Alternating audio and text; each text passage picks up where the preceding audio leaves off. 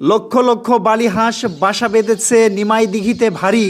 নাটোর দীঘাপতিয়া রানী ভবানীর স্মৃতিমাখা নিমাই দিঘি হয়েছে বালিহাঁসের বসত বাড়ি। কখনো উড়ছে আকাশে, আবার কখনো ভাসছে জলে, কখনো আবার সারি বেঁধে বসছে কচুরি পানাতে। কিচির মিচির সারি ডাকে ভাসছে আকাশ বাতাস, জলে খেলছে মাতল খেলা আর ছাইছে নীল আকাশ। প্রিয় দর্শক, যে জায়গাটি দেখছেন এটি বগুড়া জেলা আদমদীঘি ছাতিয়ান গ্রাম নামক গ্রামে।